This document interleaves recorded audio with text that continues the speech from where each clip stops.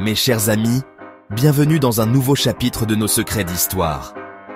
Aujourd'hui, nous allons nous pencher sur une énigme qui fascine l'humanité depuis des millénaires.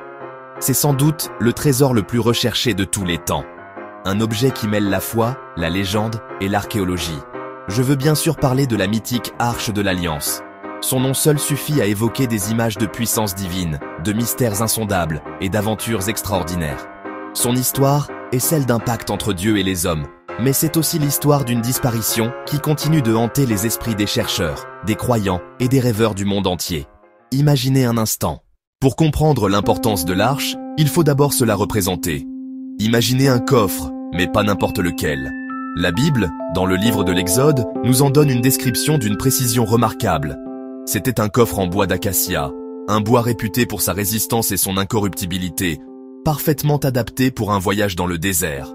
Ses dimensions étaient modestes, environ 1,25 m de long pour 75 cm de large et de haut. Mais sa véritable splendeur venait de son revêtement. Il était entièrement recouvert d'or pur, à l'intérieur comme à l'extérieur. Une couronne d'or, finement ciselée, courait tout autour de son sommet. 4 anneaux d'or étaient fixés à ses 4 pieds. Dans ces anneaux, on glissait 2 longues barres, elles aussi en bois d'acacia recouvert d'or.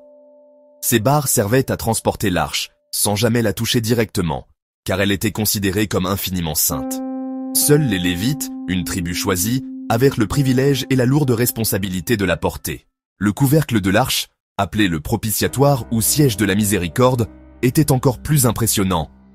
Il était fait d'or massif et surmonté de 2 chérubins, des créatures célestes aux ailes déployées, qui se faisaient face en inclinant la tête.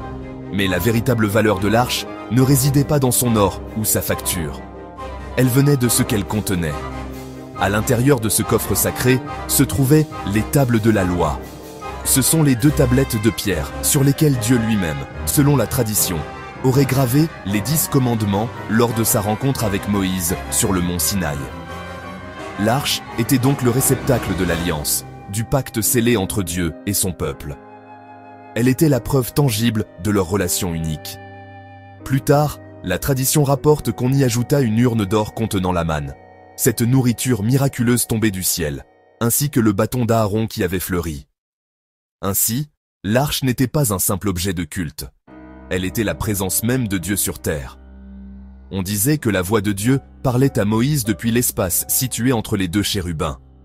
Elle était le trône mobile de la divinité, un sanctuaire portable qui accompagnait les Hébreux dans leur pérégrination. Pendant les 40 années d'errance dans le désert, l'arche est à la tête du cortège. Elle est le guide, le protecteur, le signe visible de la promesse divine. Elle représente l'ordre et la loi au milieu du chaos du désert. Sa présence rassure le peuple, lui rappelant constamment que Dieu marche avec lui, le protège et le conduit vers la terre promise. L'arrivée en terre promise marque un tournant.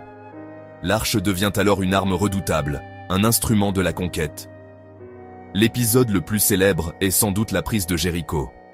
Pendant 6 jours, les Hébreux, menés par Josué, font le tour de la ville fortifiée en silence, précédés par l'arche portée par les prêtres.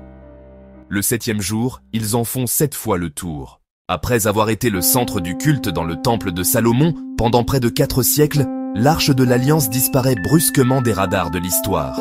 C'est ici que le récit historique cède la place à l'une des plus grandes énigmes archéologiques. La dernière mention claire de sa présence dans le temple se trouve dans le 2e livre des Chroniques, sous le règne du roi Josias, vers 622 avant notre ère.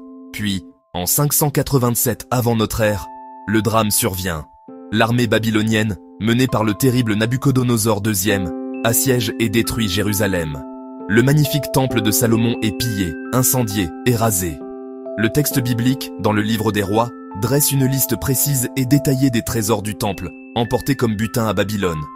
On y trouve les colonnes de bronze, les chaudrons, les coupes, les chandeliers. Tout y est, ou presque. Car un objet, et non des moindres, manque à l'appel, l'arche de l'Alliance. Son absence dans cette liste est assourdissante. Si les Babyloniens, si méticuleux dans leur inventaire, l'avaient en prise, pourquoi ne pas le mentionner? C'est le point de départ de toutes les théories. L'arche a-t-elle été détruite dans l'incendie du temple, son or fondu et son bois consumé? C'est l'hypothèse la plus simple, mais aussi la plus décevante. Face à ce silence, d'autres théories ont vu le jour, cherchant à imaginer une survie secrète pour le précieux coffre. Une hypothèse plausible est que les prêtres du temple, voyant l'invasion babylonienne arriver, auraient eu le temps de la cacher. Parmi toutes les théories sur le sort de l'arche, l'une des plus fascinantes nous emmène loin de Jérusalem sur le continent africain.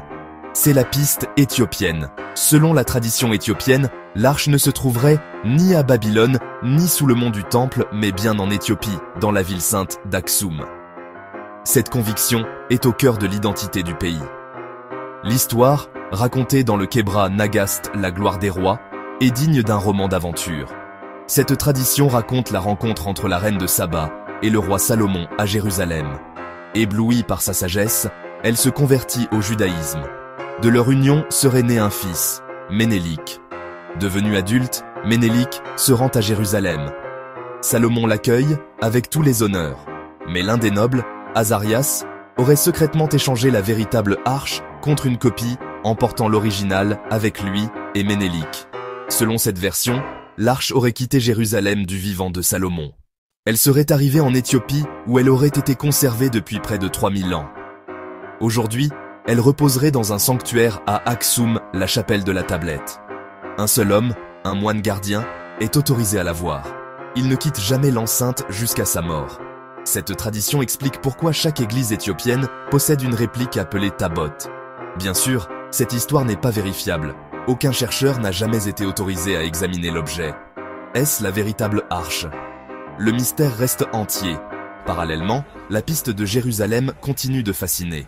La quête de l'Arche de l'Alliance n'est pas seulement une affaire de théorie, elle est aussi une histoire d'hommes et de femmes qui ont consacré leur vie à cette recherche.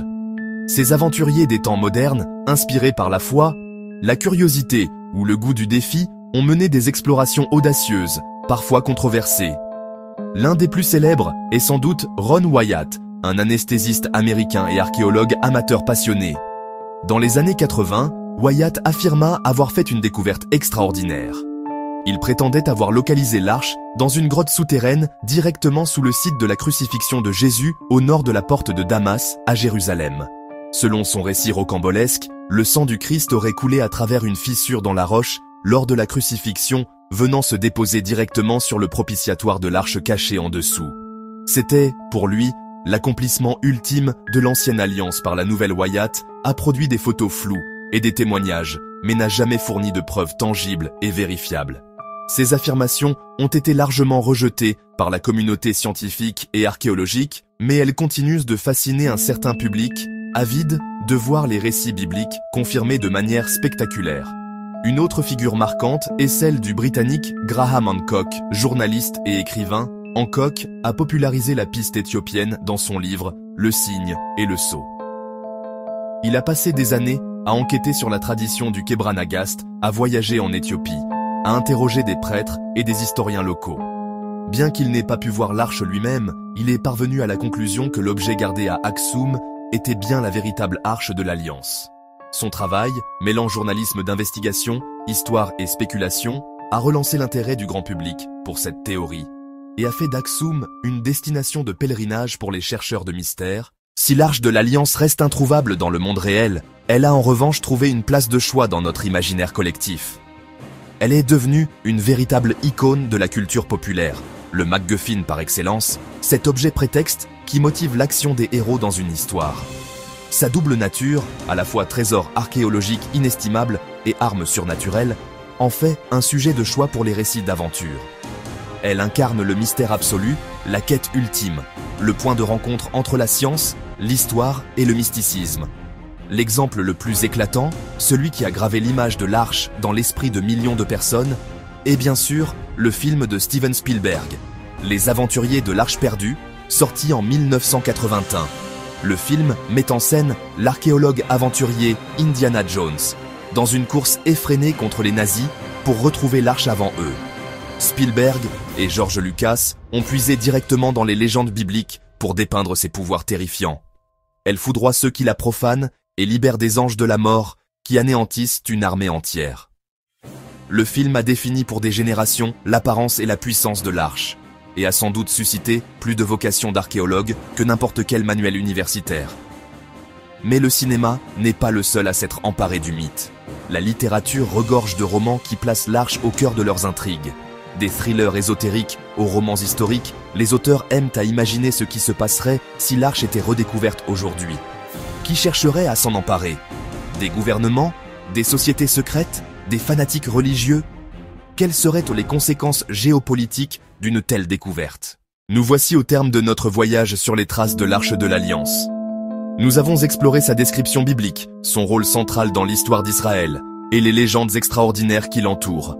Nous avons suivi les pistes de sa disparition, de Jérusalem à l'Éthiopie, et marché dans les pas des aventuriers qui ont rêvé de la retrouver.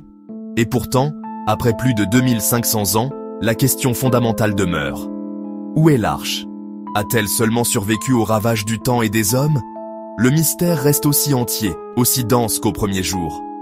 Peut-être l'arche repose-t-elle toujours dans une chambre secrète sous le mont du Temple à Jérusalem, attendant patiemment le jour où les conditions politiques et religieuses permettront sa redécouverte. Un tel événement serait sans précédent, une déflagration archéologique et spirituelle qui secouerait les trois grandes religions monothéistes. Ou peut-être est-elle effectivement à Aksum, gardée par une lignée de moines dévoués, son histoire entremêlée pour toujours à celle de l'Éthiopie. Dans ce cas, son secret ne serait pas perdu, mais simplement protégé du regard du monde. Il existe une autre possibilité, plus sobre, plus rationnelle, mais non moins poignante. L'arche a peut-être tout simplement été détruite en 587 avant notre ère, lors du sac de Jérusalem. Ses matériaux précieux auraient été fondus et dispersés, son bois sacré réduit en cendres. Dans cette optique, l'arche n'existerait plus que dans les textes, dans les mémoires et dans la foi. Sa puissance ne résiderait plus dans un objet physique, mais dans le symbole qu'elle représente, celui d'une alliance éternelle, d'une loi morale et d'une présence divine qui n'a pas besoin d'un réceptacle matériel pour exister. Finalement, le véritable trésor de l'Arche de l'Alliance n'est peut-être pas le coffre d'or lui-même, mais l'incroyable histoire qu'il nous raconte. Une histoire de foi, de pouvoir, de mystère et de quête. Tant que des hommes et des femmes continueront de chercher, de s'interroger, d'imaginer, l'arche ne sera jamais vraiment perdue. Elle continuera de nous fasciner et de nous faire rêver. Et qui sait? Peut-être qu'un jour, au détour d'une fouille ou grâce à une découverte inattendue, le secret de l'Arche de l'Alliance sera enfin, véritablement, révélé. En attendant, mes chers amis, le mystère continue.